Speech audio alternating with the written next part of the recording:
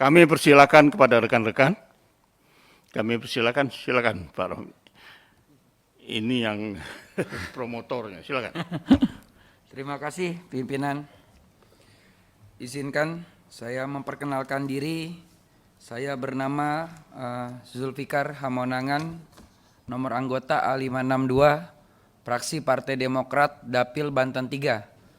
Walaupun dapil saya ada di Banten 3, tapi asal saya dari Mandailing, Sumatera Utara, Tapanuli Selatan.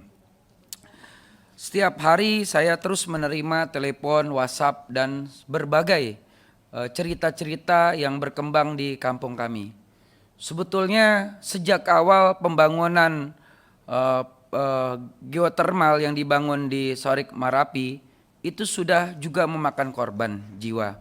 Artinya satu orang pernah meninggal dunia akibat pembangunan tersebut, sehingga sampai ada terpidana di sana, kasus terpidana akibat pembangunan tersebut. Saya tidak tahu visi dan misi perusahaan ini seperti apa ke depan, karena kalau saya lihat runtutan kejadian-kejadian dari bulan ke bulan, dari mulai pembangunan perencanaan awal perusahaan ini dibangun sampai sekarang, ini terus masalah, tidak berhenti masalah. Sehingga penting kiranya Komisi 7 kita harus melakukan pemeriksaan secara fisik ke lokasi tersebut. Karena ini sangat-sangat beresiko. Kenapa? Lokasi antara pembangkit listrik tenaga panas bumi ini itu tidak jauh dari lingkungan penduduk. Kaki-kaki gunung di situ semua adalah penduduk. Dan itu keluarga kami dekat. Maklum, kami orang Sumatera menikah satu dengan yang lainnya selalu berdekatan, sehingga semua menjadi keluarga. Marga menyatukan di situ Nasution, Lubis, Harahap. Sehingga kami orang-orang yang bermarga Nasution, Lubis, Harahap, Rangkuti itu berada di wilayah itu semua. Tokoh-tokoh adat Mandailing banyak sekali yang ingin mengecam proyek ini. Bahkan Pak Menko pun Darmin Nasution sudah pernah meninjau ke sana secara langsung. Jadi artinya walaupun beliau saat ini sudah tidak Menko, beliau adalah putra daerah dari Mandailing, Sumatera Utara, Tapanuli Selatan, dan berada di kaki gunung Sorik Marapi ini. Sehingga kami tokoh-tokoh adat Mandailing sebetulnya ingin menghadap Presiden untuk menghentikan sebetulnya proyek ini dari awal. Tetapi karena pentingnya kepentingan bangsa dan negara untuk kebutuhan energi, apalagi sekarang ini adalah program energi baru dan terbarukan, kita coba untuk melihat perkembangan-perkembangan daripada proyek tersebut. Yang ingin saya tanyakan kepada Pak Dirut adalah yang pertama, sudah berapa lamakah Bapak memimpin di sana? Berapa lamakah Bapak memimpin di sana? Lalu mengapa sejak Bapak melihat keadaan yang ada di sana, kalau saya jadi Bapak, sebelum saya memimpin, saya akan mencari kelemahan-kelemahan dan kesalahan-kesalahan apa yang terjadi di sana. Karena saya beberapa kali diskusi dengan beberapa teman-teman dari Kementerian SDM, EBT ini sebetulnya resikonya rendah sebetulnya. Tidak begitu memakan korban. Tetapi ini cacat Pak.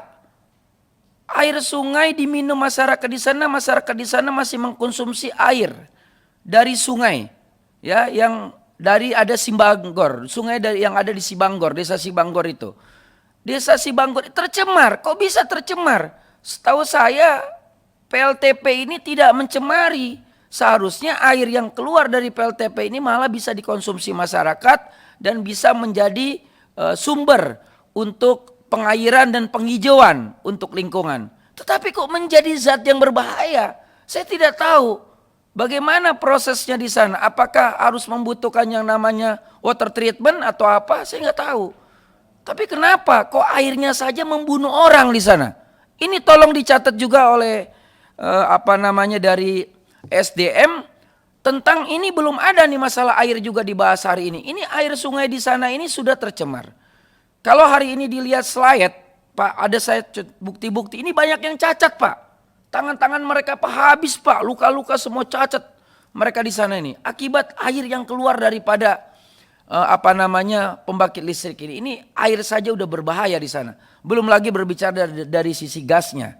Ini luar biasa Pak. Jadi ini bukan pembangkit listrik tenaga panas bumi, pembangkit pencabutan nyawa masyarakat Mandailing Natal. Ini pembangkitan pencabutan nyawa yang Bapak bikin di sana. Iya, ini berbahaya. Nah, jadi saya lihat Bapak dari tadi presentasi Pak Dirut banyak gugupnya kalau saya perhatiin. Bapak banyak bohong di sini. Jangan-jangan pada saat Bapak itu kejadian itu pun Bapak nggak ada di sana.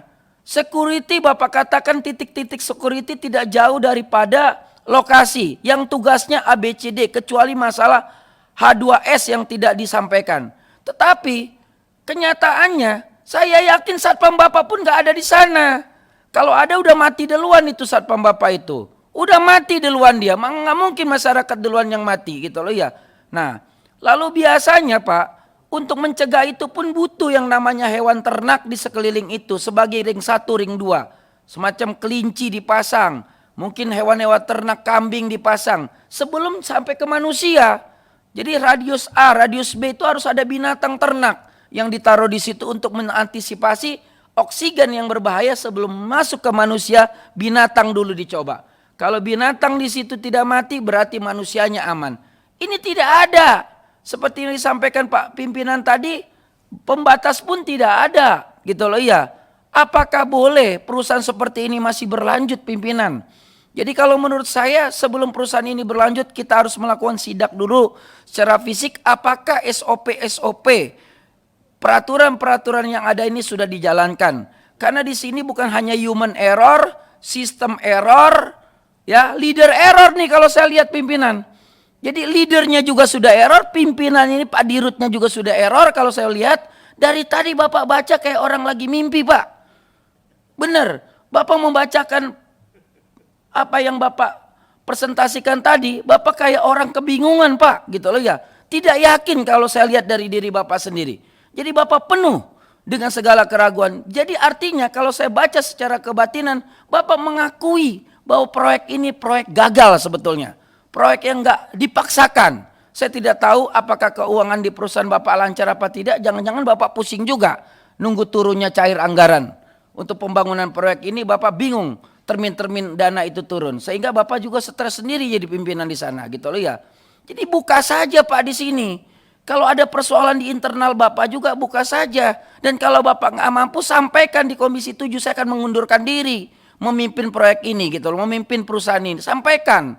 Jangan Bapak ragu dan membiarkan keadaan masyarakat kita yang ada di Mandailing itu semakin banyak korban. Mungkin itu aja pimpinan yang ingin saya sampaikan sehingga saya katakan apa yang disampaikan dalam slide ini banyak kebohongan. Kenapa? Satu, tadi Bapak mengatakan 650 orang masyarakat lokal bekerja, bohong. Itu saya katakan. Kenapa? Nih Pak Camat Pak, om saya kandung camat di sana ini om saya. Itu ngomong yang kerja cuma 100 orang masyarakat lokal. Dari mana Bapak dapat data 650 itu? Jangan Bapak suruh orang bikin KTP daerah sana. Saya dapat kabar dari Pak Bupati juga, Pak Dahlan kan, itu ngomong banyak yang kerja di tempat Bapak bikin KTP di sana lewat kepala desa supaya dianggap putra daerah. Jangan buka kebohongan di sini gitu loh ya. CSR Bapak bilang sejak dibangunnya itu perusahaan nggak ada yang bisa dinikmati masyarakat. Cacat yang ada, kematian yang ada. Nah ini, jadi inilah menjadi satu hal-hal yang kami jujur mengatakan satu nyawa Bapak pikirkan. Biar bagaimanapun ingat Pak, jangan sampai ada satu orang pun yang mengeluh, jangan sampai ada satu nyawa pun yang menjadi korban. Kalau saya jadi Bapak, kenapa? Karena kita ini umat-umat manusia adalah hablum minanas yang tugasnya adalah menjaga manusia dan memimpin manusia secara arif dan bijaksana. Itu saja yang saya sampaikan. Terima kasih pimpinan. Bapak Ibu sekalian, Pak Zulfikar Hamonangan asli dari situ.